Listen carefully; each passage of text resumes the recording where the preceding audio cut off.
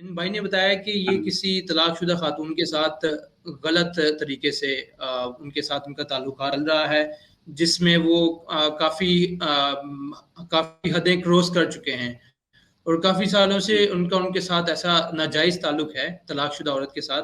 और इसकी एक वजह उन्होंने ये बताई कि उनकी अपनी जो बीवी है उनके साथ उनको सही तरीके से वो प्यार नहीं मिल रहा और इनके अपने बच्चे भी हैं।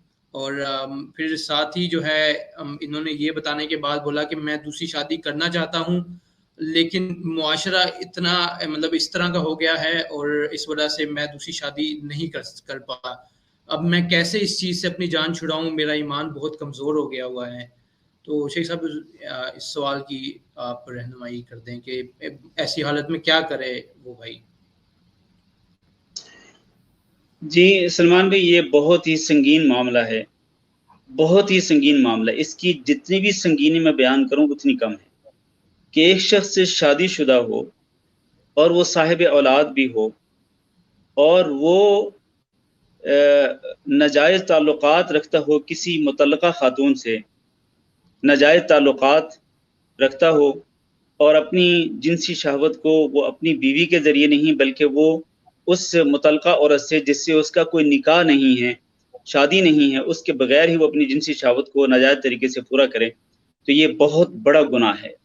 यानी इसकी संगीनी का आप अंदाज़ा इस बात से लगा सकते हैं कि अगर एक गैर शादीशुदा अगर जिना करता है तो उसकी सज़ा जो है वो 100 कोड़े है, और अगर शादीशुदा जिना करे तो उसकी सज़ा कितनी संगीन है कि उसकी सज़ा ये मुकर्रर की गई कि उसको ज़मीन के अंदर गड्ढा खोद कर उसको अंदर खड़ा कर दिया जाए और फिर उसको पत्थर मार मार के उसको फिर मार दिया जाए, उसको जान से ख़त्म कर दिया जाए, जिसको रजम कहा जाता है।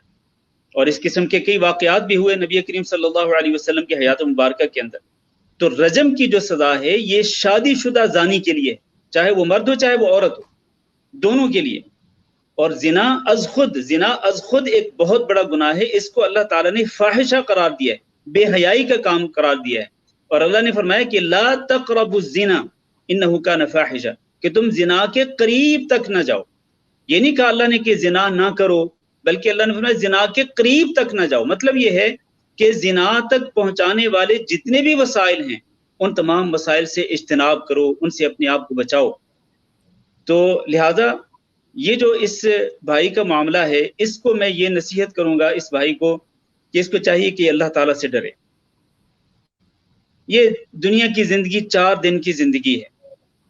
ये अगर ये जो इसने जो हुज्जत पेश की कि देखें जी मेरी बीवी जो है मेरे साथ प्यार वाला मामला वो नहीं करती, जो प्यार वाला मामला वो दूसरी औरत करती है जिसके साथ ये जाके बुराई करता है, तो ये कोई हुज्जत नहीं है, ये कोई दलील नहीं है। तो इसको एक कमजोर चीज को दलील बनाते हुए इंसान फाहिशा की तरफ, बेहयाई की तरफ जाए और जिना जैसे काम के इर्तिकाब करे, ये तो बहुत ही संगीन बात है। इसको चाहिए कि ये फौरी तौर पर अल्लाह ताला से तौबा करे, अल्लाह ताला से माफ़ी मांगे और सच्चे दिल के साथ तौबा करे। और ये आपको मालूम है कि सच्ची तौबा होती ही ये है कि इंसान इस बात का अज़म करे कि मैं आइंदा इस गुनाह के करीब नहीं जाऊंगा। वरना अगर ये आज ये तौबा करें, कल को फिर वही गुनाह कर लें, और कल फिर तौबा करें, परसों फिर वही गुनाह कर लें, तो ये तो अल्लाह माफ़ करे, ये तो अल्लाह ताला को धोखा देने वाली बात है। तो आज अज़म करना पड़ेगा, आपको अज़्म मुसम्मम करना पड़ेगा कि आप इस काम के करीब नहीं जाएंगे। अल्लाह ताला के सामने नदामत की इजहार करें, इतराफ़ जुर्म करें, अल्लाह के सामने अश्के नदामत बहाएं, अल्लाह से माफ़ी मांगें, सच्चे दिल के साथ तौबा करें, और अल्लाह ताला तो बहुत ही माफ़ करने वाला है। तूबू इलल्लाहि तौबतन नसूहा असा रब्बुकुम अन युकफ्फिर अन्कुम सय्यिआतिकुम। अल्लाह ताला तो बड़े बड़े गुनाहों को माफ़ कर देता है। यही जिना का जो मामला है, सूरतुल फुरक़ान के आखिर में अल्लाह ताला ने इबादुर रहमान की जो सिफात जिक्र फरमाई, वहाँ शिर्क को भी जिक्र किया, कत्ल को भी जिक्र किया और जिना को भी जिक्र किया।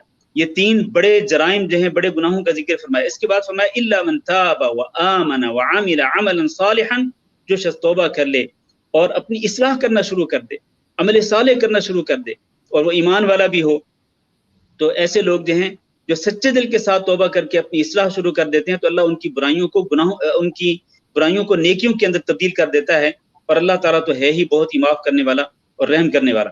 तो इस भाई को यही नसीहत है, तौबा करें اور توبہ کر کے ان ناجائز تعلقات کے قریب تک نہ جائے، مکمل طور پر لا تعلقی کا اظہار کرے، اور اس عورت کو بھی تنبیہ کر دے کہ وہ عورت اس بھائی کے ساتھ آئندہ کسی قسم کا جو ہے وہ رابطہ نہ رکھے، پکے سچے دل کے ساتھ وہ توبہ کرے، اور وہ عورت بھی سچے دل کے ساتھ توبہ کرے۔